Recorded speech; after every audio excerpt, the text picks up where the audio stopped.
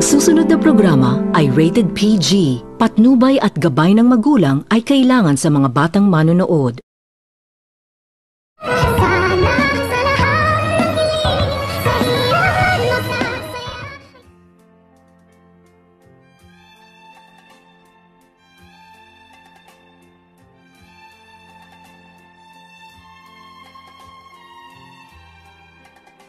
Pagkatapos nitong siraan ni Dr. Carlos itong si Dax kay Giselle at dito agad naman din itong naisipan ni Dax na hindi umano nito tatantanan ni Dax itong si Giselle upang makuha umano nito ni Dax ang loob ni Giselle, kung kaya't agad naman din itong sinundan ni Dax itong si Dr. Carlos at dito gulat na gulat itong si Dax pagkatapos nitong masundan itong si Dr. Carlos ay nakikipagtagpo umano ito kay Moira, kung kaya't agad naman din umano nitong minangmangan ni Dax itong dalawa at dito napag-alaman umano nito ni Dax na mayroon pala umanong relasyon itong si Moira at itong si Dr. Carlos at naririnig pa umano nito ni Dax ang mga pinagsasabi ni Moira na mayroon umano silang anak, kung kaya't agad naman din itong bumalik itong si Dax, kung kaya't agad naman din itong umalis itong si Dax at tinawagan nito ni Dax itong si Giselle at dito agad naman din itong sinabihan ni Giselle itong si Dax na hindi na umano ito maniniwala pa sa kanya dahil alam na umano nito ni Giselle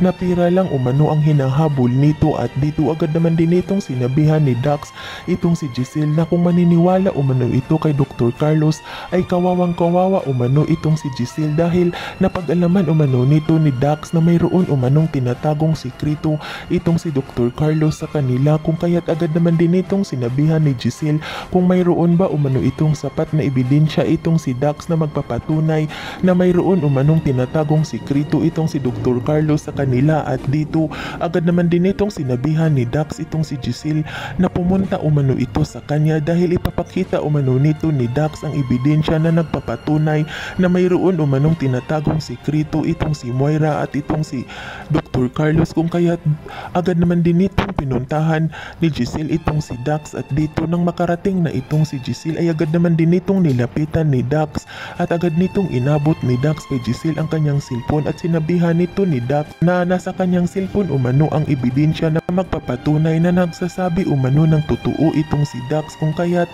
agad naman din itong kinuha ni Giselle ang cellphone ni Dax at agad nitong inopen ni Giselle at dito gulat na gulat itong si Giselle nang kanyang makikita at maririnig ang mga sinasabi ni Dr. Carlos at ni Moira at dinig na dinig nito ni Giselle ang mga sinasabi ni Moira na kanilang anak umano ni Dr. Carlos, ngunit naputol na ito at hindi na nito nakunan pa ng video ni Dax at dito agad naman din itong tinanong ni Giselle itong si Dax kung sino umano ang anak nila ni Moira at ni Dr. Carlos.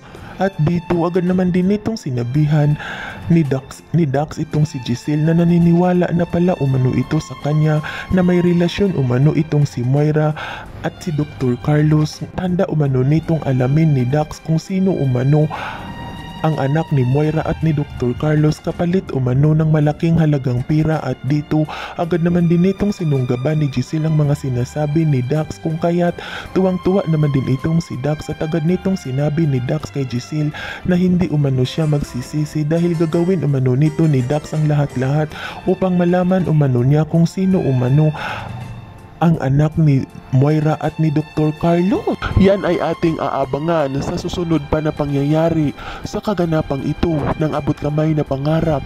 Huwag mong kalimutang isubscribe at i-hit ang notification bell ng aking channel